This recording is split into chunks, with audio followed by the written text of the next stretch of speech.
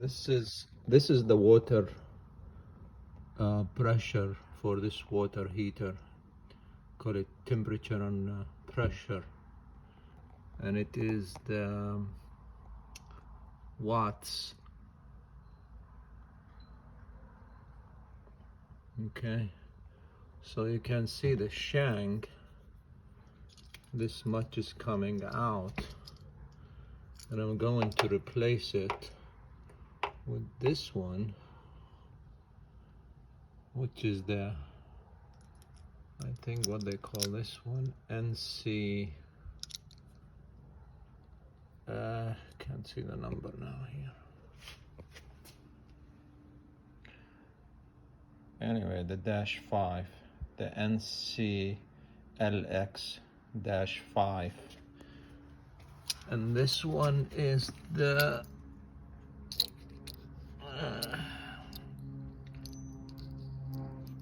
it is that one. It says the 100 XL. Okay, so the reason I'm gonna change it, because this sometime periodically open, so I don't know yet what is the problem, if this is faulty or not, but recently I changed it. I have the water pressure coming to the house about 75. I drained a little of the water here, and I drained it every year or every 6 months a little bit to get that sediment out. But anyway, I'm gonna change this valve to see if that's gonna fix the problem or not. You can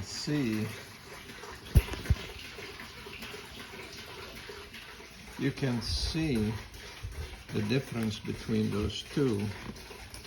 So this has a longer everything, and this is shorter. So I'm gonna see what's the difference here. Unfortunately, this did not work for my Whirlpool heater, because this is too short. This shank over here, from here to here, is too short. So there's no room for it to really mount or install properly on this water heater. So I need the watts 100 LX or XL or longer.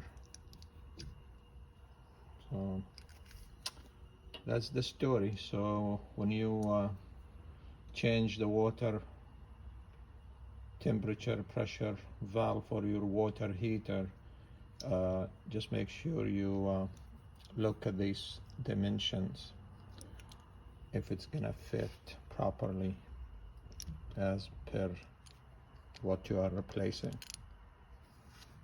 All right, thank you. Let me know.